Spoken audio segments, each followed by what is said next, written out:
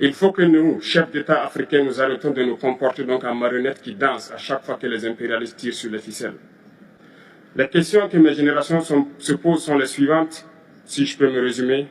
C'est de ne pas comprendre comment l'Afrique, avec tant de richesses sur notre sol, avec une nature généreuse, de l'eau, du soleil en abondance, l'Afrique est aujourd'hui le continent le plus pauvre.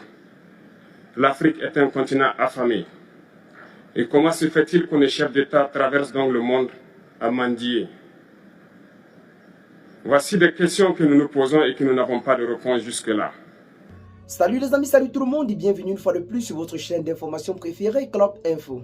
Aujourd'hui, l'on se capte pour une nouvelle note d'information pour traiter d'un sujet très brûlant actuellement du côté de l'Afrique.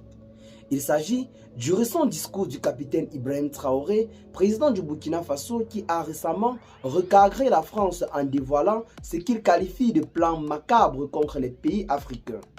Une intervention qui a secoué plusieurs observateurs de la situation sociopolitique dans la sous-région et même à l'international. En effet, depuis son arrivée au pouvoir, le capitaine Ibrahim Traoré incarne une nouvelle génération de leaders africains déterminés à briser les chaînes du néocolonialisme. Avec la montée en puissance des tensions entre les anciennes puissances coloniales et les pays africains, de nombreux observateurs affirment que la France joue un rôle trouble dans la déstabilisation de la sous-région, notamment du Sahel.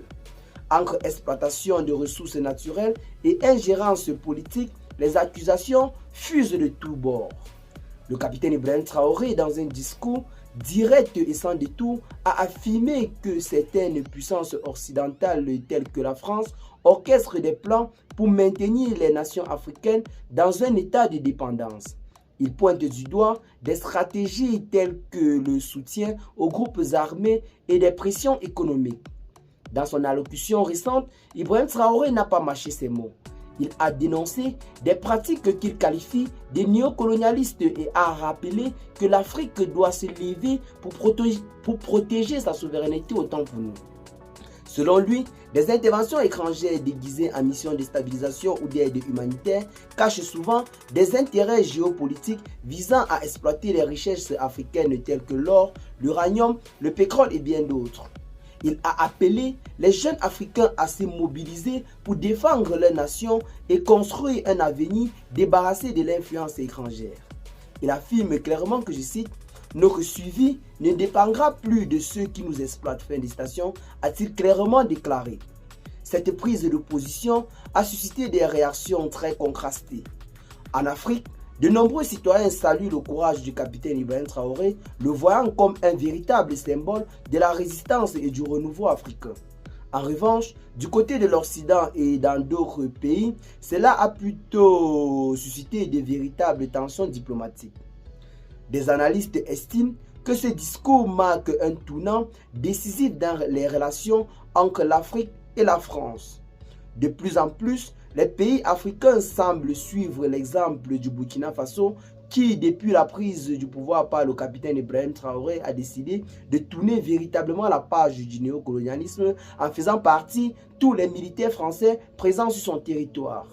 Le capitaine Ibrahim Traoré incarne un véritable vent de changement pour l'Afrique, mais ce combat pour la souveraineté est loin d'être terminé. Les défis sont immenses mais l'espoir grandit. Et vous, qu'en pensez-vous de ces déclarations du président burkinabé? Est-ce que c'est véritablement un combat qui est digne d'être mené? Vous, en tant que panafricain, dites-nous massivement dans les commentaires.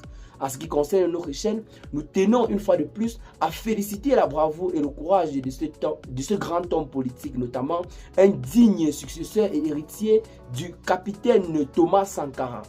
Et bien les amis, qu'est-ce que vous en pensez pour ce qui est cette nouvelle note d'information? Partagez massivement la vidéo aux amis si vous l'avez notamment trouvé intéressante. Abonnez-vous à la chaîne si ce n'est pas encore fait et à très bientôt les gars pour de nouvelles notes d'information. Ciao.